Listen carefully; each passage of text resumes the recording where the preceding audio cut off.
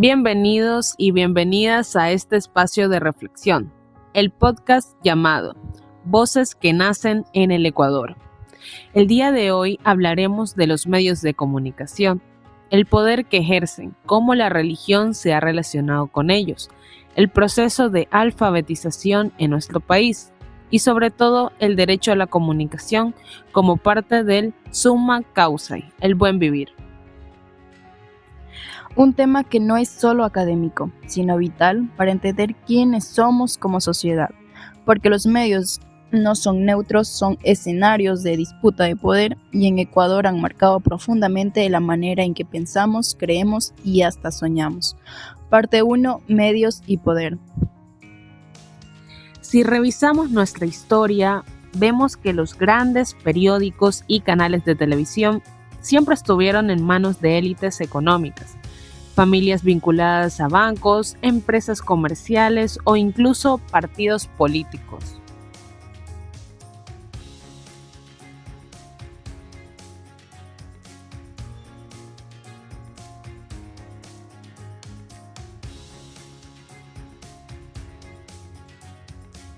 Eso confirma lo que ya decía el informe de McBride en 1980. La comunicación global estaba concentrada en pocas manos y en el caso ecuatoriano, la concentración fue todavía más marcada. La prensa de Quito y Guayaquil dominaba mientras las provincias y comunidades rurales quedaban silenciadas. Y eso tuvo efectos directos. La gente en el campo no veía reflejada su realidad. El indígena quichua, la mujer campesina, el pescador de la costa eran casi invisibles en los noticieros. Exacto. El poder de los medios no solo está en lo que dicen, sino también en lo que callan. Parte 2. Religión y medios.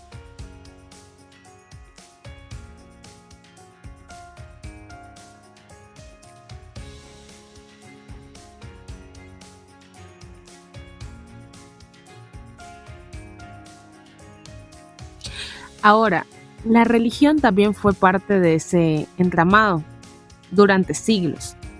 La Iglesia Católica fue la principal institución educativa y cultural en Ecuador, y con ello también controlaban los mensajes que circulaban en la sociedad. Claro, pensemos en los periódicos religiosos, en las emisoras católicas que transmitían misas y programas de orientación moral.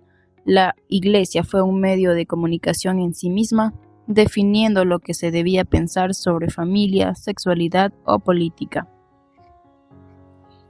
Aunque también hubo un lado transformador en los años 70 y 80, la teología de la liberación impulsó proyectos de comunicación popular que buscaban empoderar a las comunidades pobres por medio de radios comunitarias católicas en zonas rurales.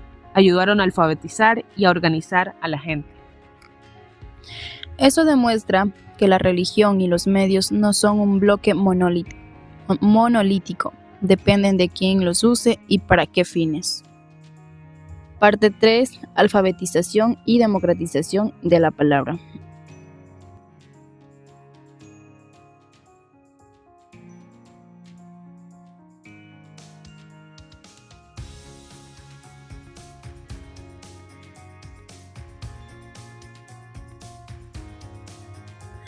Hablemos de la alfabetización.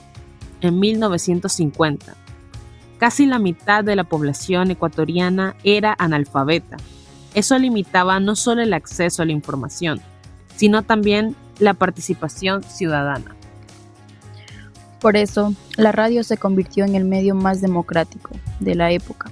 Desde allí, campesinos aprendían a leer, a escribir y también a entender sus derechos. Fue como abrir una ventana al mundo. Y con la campaña nacional de alfabetización del año 1988, inspirada en métodos de Paulo Freire, se intentó reducir esas brechas. Miles de jóvenes voluntarios viajaron a comunidades rurales para enseñar a leer y a escribir. Y eso no fue solo un acto educativo, sino político, porque aprender a leer el periódico o una papeleta electoral significaba poder cuestionar el poder y defender derechos.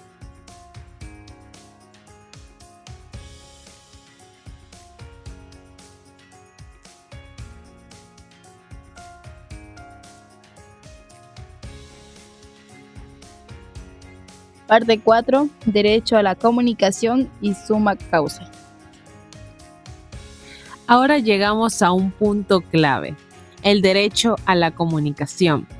Ana María Acosta, en Summa Causae y Derecho a la Comunicación, plantea que comunicar es parte del buen vivir. No se trata de un privilegio, sino de un derecho fundamental.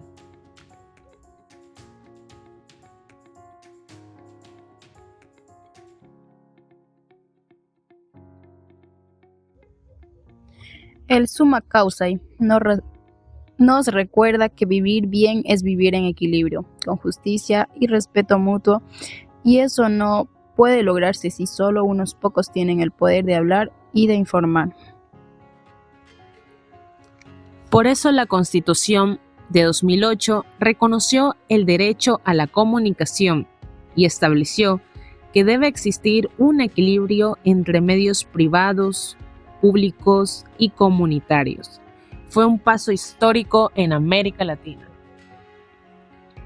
Aunque en la práctica todavía hay mucho por hacer, los medios comunitarios, sobre todo los indígenas y rurales, siguen luchando por frecuencias y financiamiento, y sin ellos, la comunicación no refleja la verdadera diversidad cultural del país.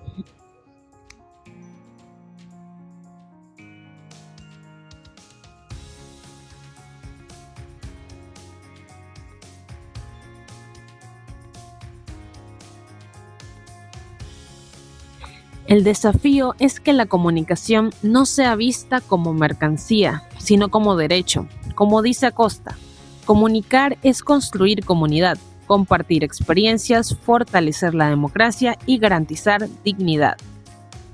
Parte 5. Retos actuales. Hoy vivimos en un nuevo escenario, el digital, la alfabetización. Ya no es solo leer y escribir, sino también comprender cómo funcionan las redes sociales, cómo identificar noticias falsas y cómo usarlas para organizarnos como sociedad.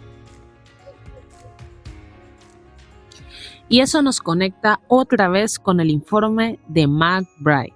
Él pedía democratizar la comunicación y ahora esa democratización pasa por el acceso a Internet, por la educación digital y por evitar que la brecha tecnológica profundice desigualdades. Porque no basta con tener redes sociales, si no hay pensamiento crítico, si no sabemos distinguir entre información y manipulación, los medios digitales pueden ser otra forma de control.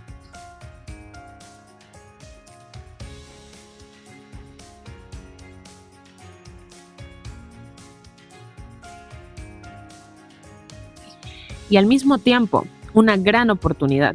Piensa en cómo las comunidades indígenas usan Facebook o WhatsApp para organizar marchas, defender el agua o denunciar injusticias. Allí está el potencial transformador. Cierre.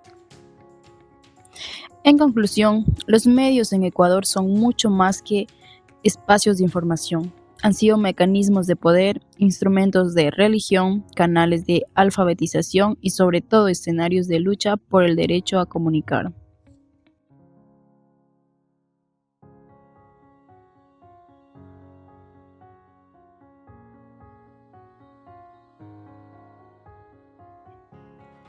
El desafío que tenemos hoy es mantener viva esa